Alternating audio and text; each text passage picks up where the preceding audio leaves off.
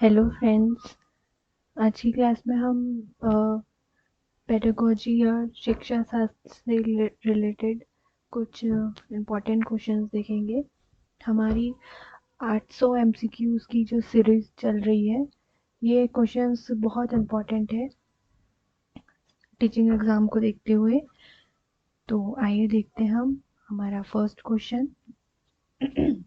First question क्या बोला है?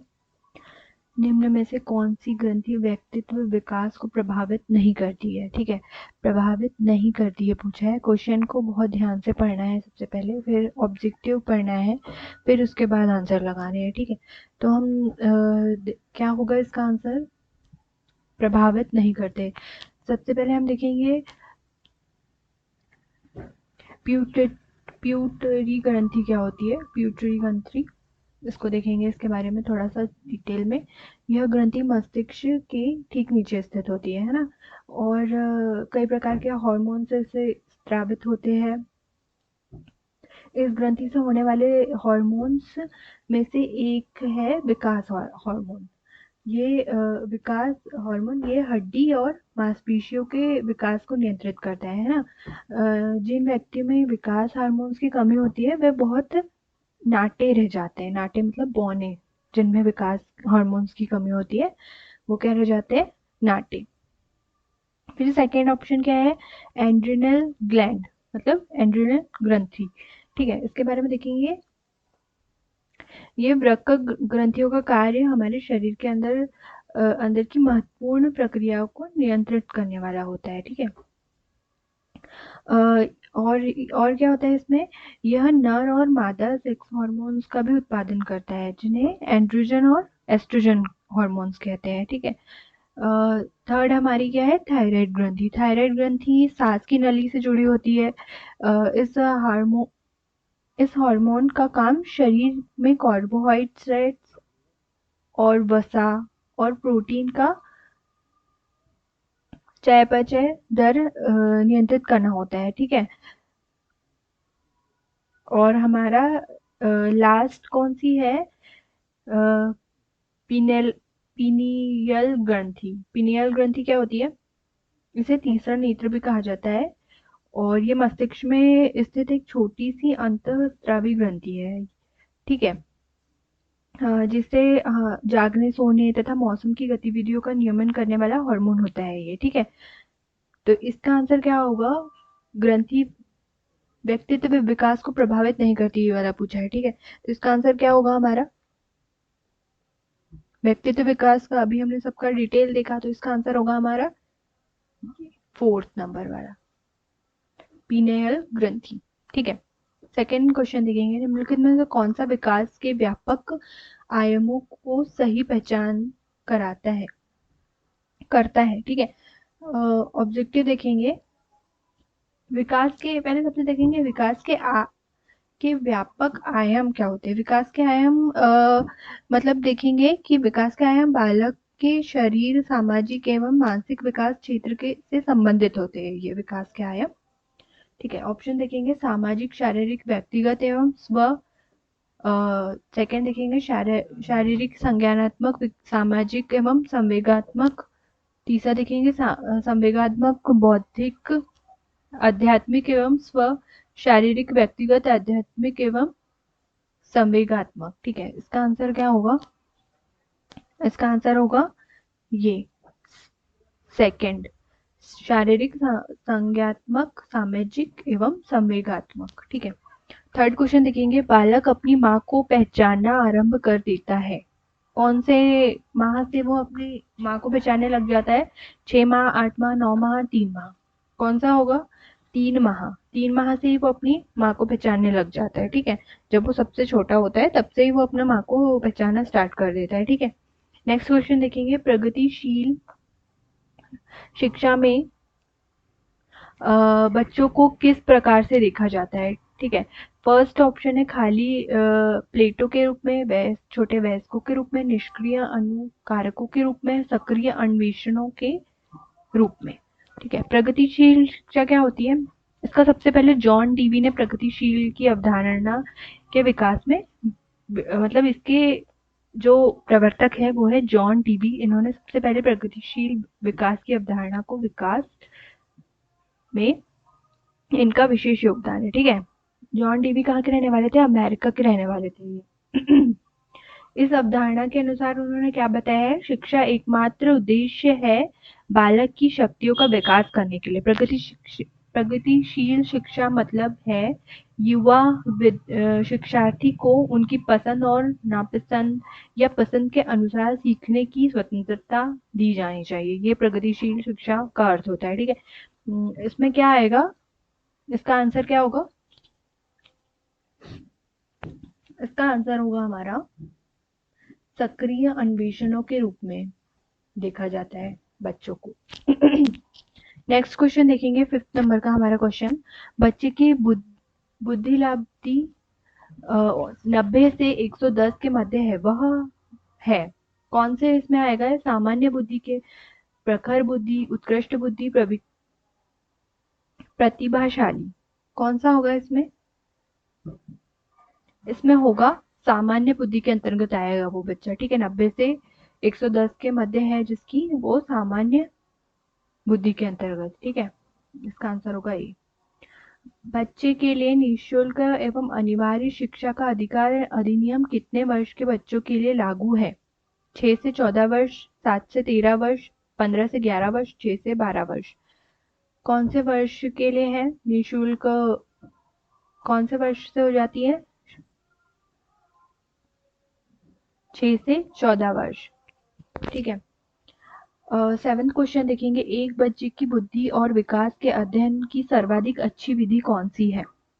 मनोविश्लेषणात्मक विधि, तुलनात्मक विधि, विकासीय विधि, सांख्यिकी विधि। ठीक है, तो कौन सी है बुद्धि के विकास के लिए?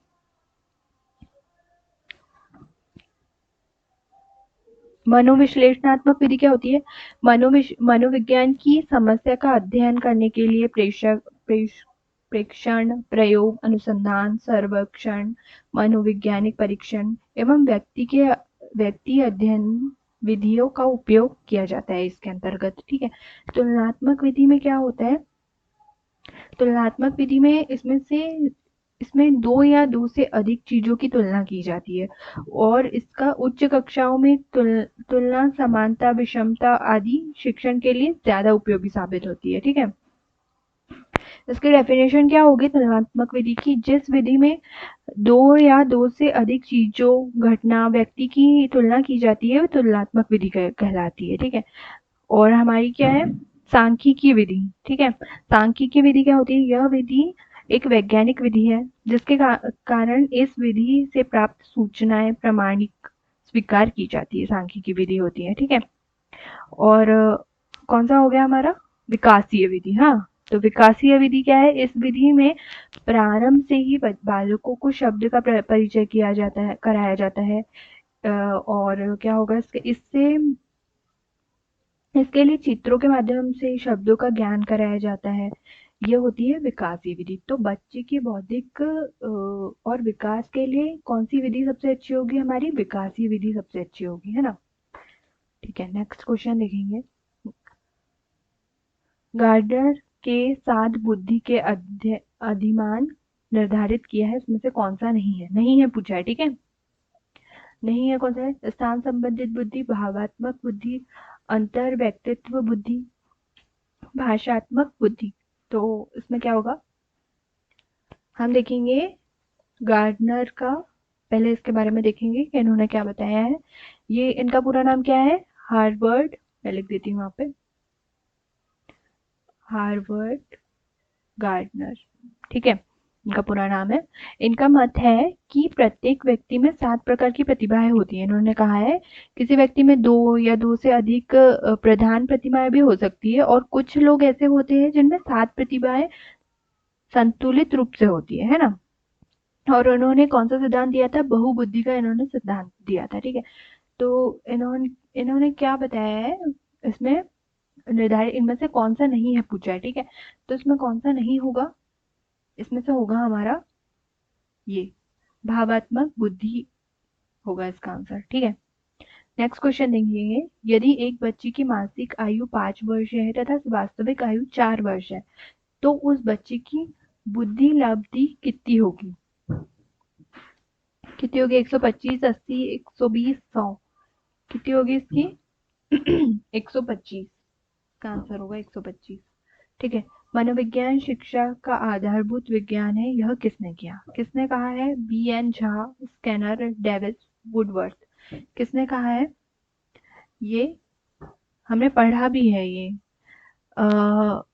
अगर आपने नहीं पढ़ा हो ये तो आप मेरी प्लेलिस्ट में जाके इसका वीडियो देख सकते हैं। इसका आंसर होगा स्किनर ने। स्किनर का मैंने पूरा डिटेल में एक वीडियो बनाया है। स्किनर ने जो उसका क्रिया प्रसूत अनुसंधान अनुबंध सिद्धांत का जो सिद्धांत था उनका, उसके बारे में। तो स्किनर इनका पूरा नाम क्या है? ये वी.एफ. स्किनर इनका नाम है। इनका प्रयोग वर्ष कौन सा है? 1938। ठीक है। इन्होंने 1938 में क्रिया प्रसूत अनुबंधन सिद्धांत दिया था। ठीक है। इन्होंने प्रयोग काय पे किया था? चूहे पर किया था और कबूतर पर। सर्वप्रथम चूहे पर किया था 1930 में और कबूतर पर 1943 में। ठीक है। और ये कहाँ के रहने वाले थे? अमेरिका के रहने वाले थे।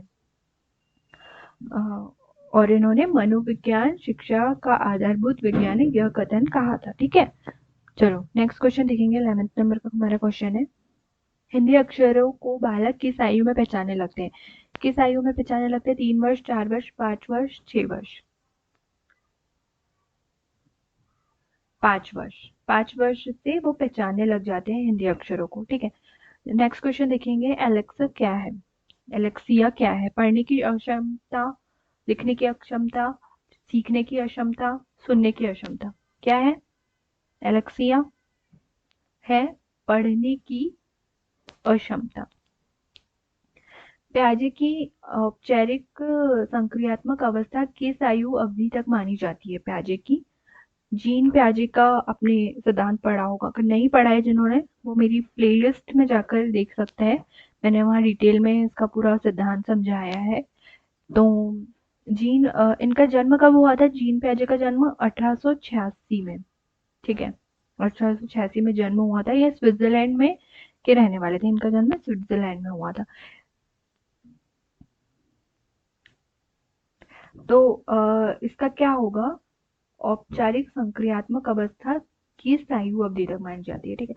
सबसे पहले हम देखेंगे 2 वर्ष से 0 से 2 वर्ष में कौन सा आता है? इसमें आता है संवेगात्मक अनुकलन काल। इसको क्या कहते हैं? जन्म से 2 वर्ष के काल को संवेगात्मक अनुकूलन काल।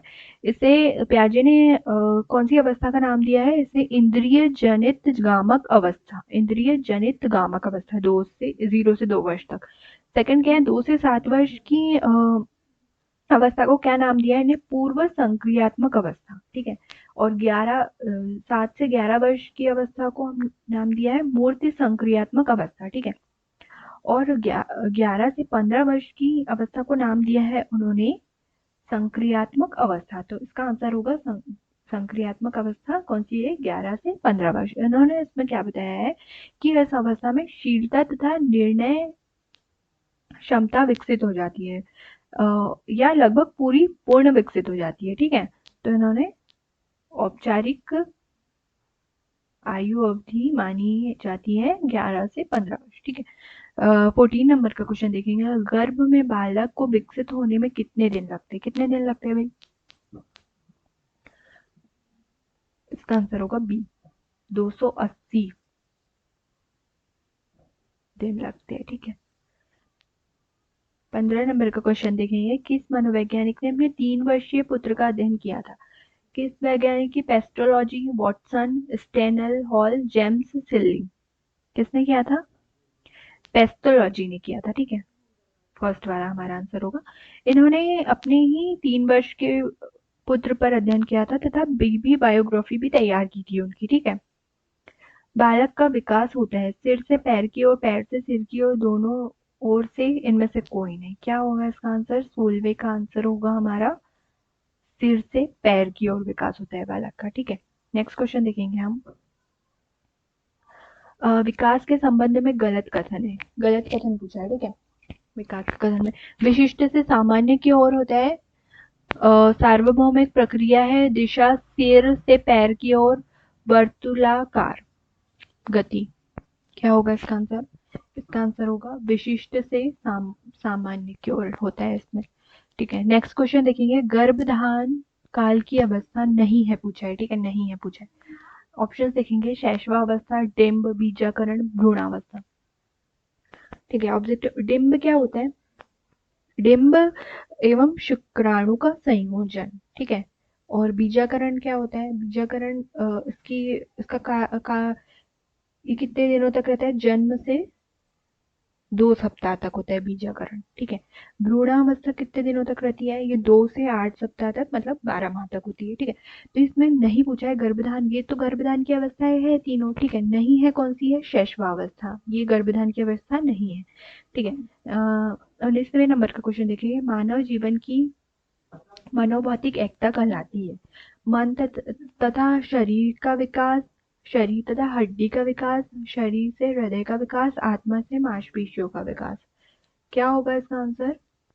इसका होगा आंसर, क्या पूछा है देखो क्वेश्चन में, देखो शब्द का अर्थ समझो। मनोभौतिक, मनोभौतिक मतलब मन तथा शब्द से ही हमें समझ आ रहा है इसका आंसर होगा मन तथा शरीर का विकास, मनोभौतिक। ठीक है, नेक्स्ट क्वेश्चन देखेंगे। गर्भ में सर्वप्रथम निर्माण होता है पैर, सिर, धड़ सभी का। सर्वप्रथम पूछा है। ठीक है, इन सभी का जो निर्माण होता है, सर्वप्रथम सबसे पहले किसका निर्माण होता है? सिर का निर्माण होता है। ठीक है, नेक्स्ट क्वेश्चन देखेंगे। जन्म के समय शिशु में कितनी हड्डियां होती है? कितनी हड्डियां होती है जन्म में के समय?